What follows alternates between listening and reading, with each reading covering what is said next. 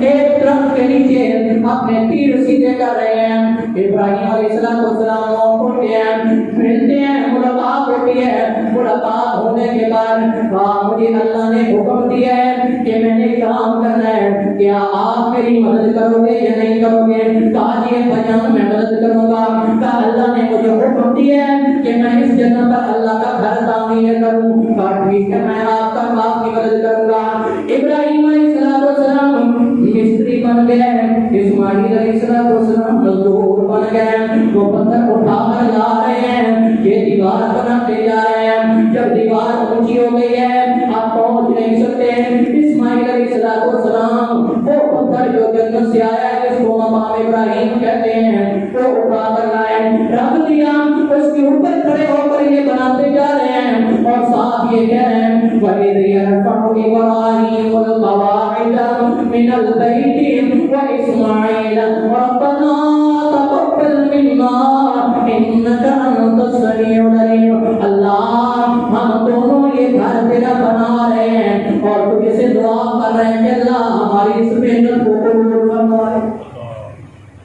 نبی علیہ السلام سے کبھی پوچھا گیا اے اللہ کے نبی علیہ السلام یہ بتائیں کہ یہ گھر بنا ہے اللہ کا, مسجد بیت اللہ, اس کے سب سے پہلے کون سا گھر بنا تھا؟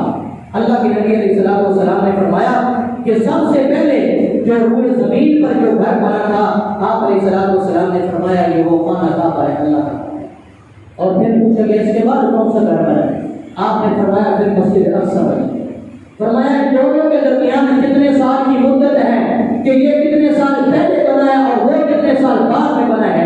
آپ علیہ السلام نے فرمایا کہ مسجد بیت اللہ یہ 40 سال پہلے بنی ہے اور مسجد اقصی یہ 40 سال بعد ہے. لوگوں نے بڑی بڑی باتیں کی ہیں کہ کبھی کوئی کہتے ہیں اس کو فرشتوں نے بنایا, کبھی کوئی کہتے ہیں اس کو آدم علیہ السلام نے بنایا, کبھی کوئی کچھ کہتا ہے. تاکہ وہ ساری روایات جتنی آتی ہیں وہ بنی اسرائیل کی روایت ہیں. اللہ کے نبی علیہ السلام سے صحیح سند کے ساتھ یہ نہ کوئی فرشتوں کا ذکر ہے, نہ آدم علیہ السلام کا ذکر ہے, نہ کسی اور کا ذکر ہے.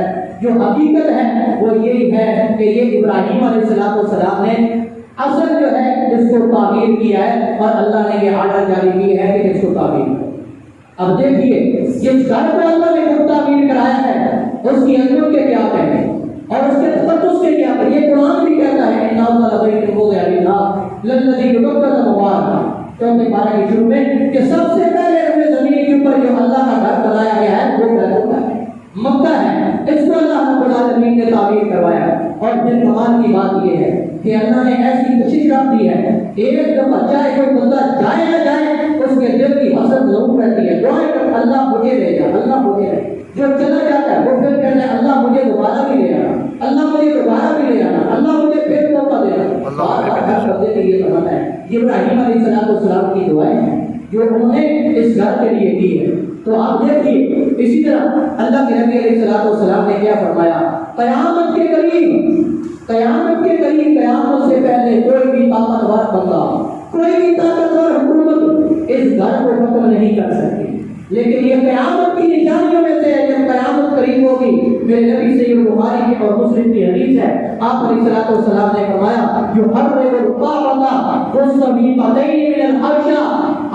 سے ایک آدمی آئے گا چھوٹی بندریوں والا جو بیت اللہ کو ختم کرے گا. یہ پاپا اللہ جو بیت اللہ جس کے اندر ہم جاتے ہیں, تمنا ہماری ہے, خواہش ہے کہ اللہ ہمیں لے جائے. یہ قیامت کی نشانیوں میں سے ہے. جس دن یہ بیت اللہ ختم ہو جائے گا, یہ اٹھ جائے گا, اس دن دیکھ لینا کہ اس کے بعد قیامت ہو رہی ہے. اس سے پہلے کوئی چیز کو ختم نہیں کر سکتا. دیکھیں کتنے لوگ آئے, اپنا جو یمن کا گورنر تھا جس نے جدہ بنایا تھا, عیسائی تھا کہ لوگ یہاں آئے, بڑا عالیشان بنایا, لوگ آئے لیکن کسی کی توجہ اس طرف نہیں گئی. لیکن اللہ رب العالمین وہ مالک الملک ہے, لوگوں کو دلوں کو پھیرنے والا ہے, وہ جدھر پھیرتا ہے وہ پھیرے. ایک دن کیا ہوا کسی کو پتہ بھی نہیں چلا, کسی بندے نے وہاں پر پیشاب کر دیا. اللہ نے کہا اچھا یہ میں نے بنایا ہے, اس پر یہ کام ہوا ہے, لہذا میں جاتا ہوں, میں بیت اللہ کو ختم کر دیتا ہوں. اور اپنے ہاتھیوں کو لے کر آیا اور اسی طرح 60,000 فوج لے کر آیا بیت اللہ کو تباہ کرنے. مزدلفہ اور مینا کے درمیان وادی مقصر کے اندر آ کر ڈیرے ڈال دیے اور کہا ساتھ گفتگو کرو. اور عبد المطلب کے 200 اونٹ بھی اس نے اپنے ہاتھ لے لیے. یہ عبد المطلب کہا کہ ہاں بات کرنے آئے ہو, بات کرنا چاہتے ہو؟ جی بات کرنا چاہتا ہوں, بیٹھ کے بات کیجیے. کہا میرے آپ کے پاس 200 اونٹ ہیں, وہ مجھے واپس کیجیے. کہا مجھے بڑی آپ کے اوپر حیرانگی ہوئی ہے, آپ اس کے متولی اعظم ہے, آپ کے پاس اس کی چابی ہے, آپ کو مجھے یہ تھا کہ آپ اس کی بات کریں, آپ اپنے اونٹوں کی بات کرتے ہیں. اس نے کہا کہ میں اپنے اونٹوں کی اس لیے بات کرتا ہوں کہ میں ان کا مالک ہوں, اس گھر کا مالک رب ہے, وہ رب ہی اس کی بات کرے گا, آپ سے وہ بات کرے گا, میری کیا طاقت ہے میں باپ کو. اس نے 200 اونٹ واپس کیے. کہا جاؤ واپس. وہ واپس چلے گئے اپنے اونٹ لے کر, اور اس نے کہا آپ نے لشکر کو تیار ہو جاؤ, ہاتھیوں کو تیار کرو. آپ نے ہاتھی کو بیت اللہ کی طرف لے جانا چاہتا ہے, مارتا ہے, لیکن وہ ہاتھی بیت اللہ کی طرف نہیں جاتا, کبھی دائیں چلا جاتا ہے, بائیں چلا جاتا ہے, پیچھے چلا جاتا ہے.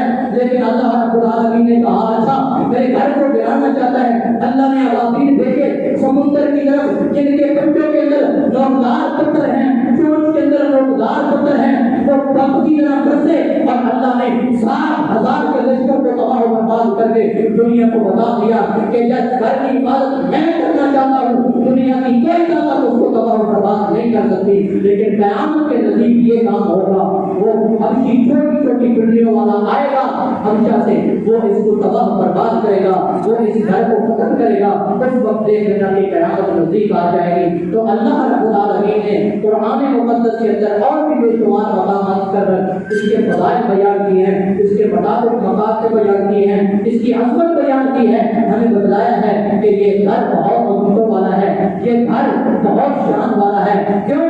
اس لیے کہ میں نے اس کی قسمیں کھائی ہیں, اللہ نے اور کسی کی قسم نہیں کھائی. اللہ رب العالمین سے دعا ہے کہ اللہ ہم سب کو صحیح معنوں کے اندر سننے اور اس کے مطابق عمل کی توفیق عطا فرمائے. آمین. اللہ و بحمدہ اشہد ان لا الہ الا انت استغفرک و اتوب الیک.